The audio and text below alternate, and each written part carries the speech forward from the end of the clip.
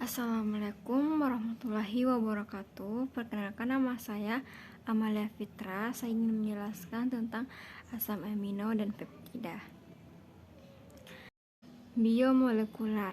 Biomolekular adalah molekul-molekul utama yang menunjang berlangsungnya kehidupan, baik sebagai pembentuk struktur sel, sumber energi, pengendalian metabolisme hormonal, dan transformasi genetik.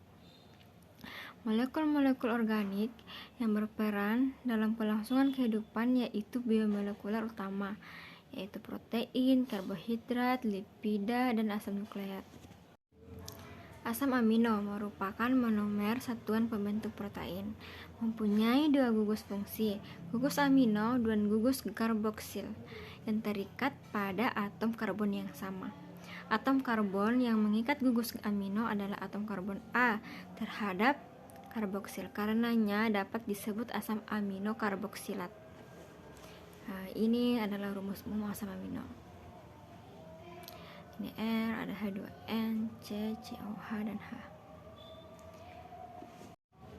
Sifat-sifat asam amino. Yang pertama, mempunyai titik lelah yang lebih besar dari 200 derajat Celcius.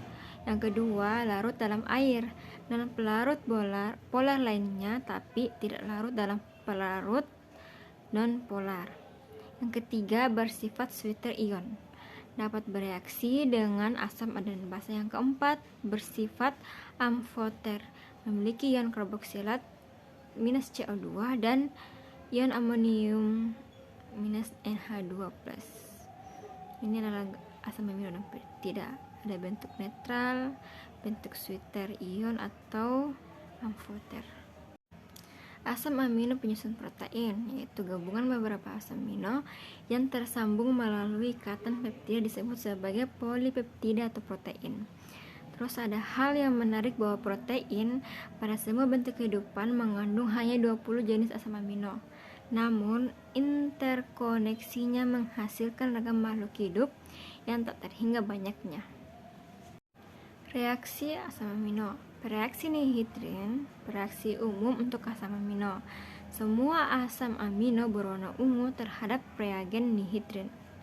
Nihidrin suatu oksidator sangat kuat yang menyebabkan terjadinya dekarboksilasi oksidatif AA untuk menghasilkan CONH dan suatu aldehid dengan satu atom karbon kurang dari asam amino induknya. Ini dia gambarnya. Reaksi Sanger merupakan reaksi antara amino dengan 1 fluoro 2,4 dinitrobenzen atau FDNB. Dalam suasana basa lemah, FDNB bereaksi dengan asam amino membentuk turunan 2,4 dinitrofenil yang disebut DNP asam amino. Ini dia ini gambarnya FDNB tambah asam amino, ya hasilnya adalah DNP asam amino. Reaksi dari gugus R atau rantai samping umumnya khas dari sifat kimia dari setiap gugus samping tersebut. Gugus SH pada sistem hidroksi, fenol pada tirosien, dan guanidin pada arginin menunjukkan reaksi khas. Gugus sulfitryl pada sistein bereaksi dengan ion logam berat Ag dan Hg2+ dan menghasilkan merkaptida. Adalah sistein, hasilnya perak merkaptida dari sistein. Ini gambarnya. Reaksi pada asam amino. Reaksi oksidasi sistein dengan adanya ion besi memberikan hasil senyawa disulfida sistein. Hasil reaksi ini menunjukkan dua bagian dari suatu rantai protein yang masing-masing mengandung rantai samping sistein yang dapat bergabung secara kovalen untuk keperluan struktural dengan membentuk jembatan disulfida dari sistein. Ini adalah gambar sistein dan sistein. Asam amino berdasarkan nilai gizi. Asam amino esensial adalah asam amino yang tidak dapat disintesis oleh tubuh tapi sangat dibutuhkan oleh tubuh. Asam amino non esensial adalah asam amino yang dapat disintesis.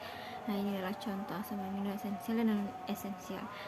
Ada yang amino esensial itu ada valin, leusin, isoleusin, glisin, prolin, fenilalanin, triptofan, metionin, treonin, lisin, histidin, dan arginin.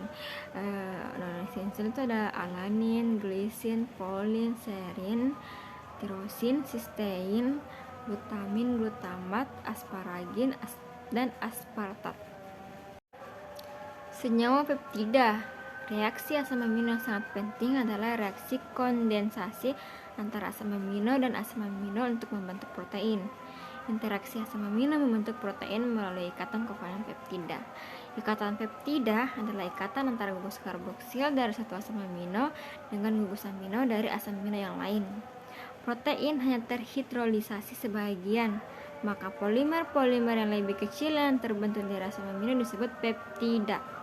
Sebagai contoh, salah satu hasil hidrolisis sebagian dari sutra adalah glisin-glisin, merupakan suatu bentuk amida dari dua asam amino glisin.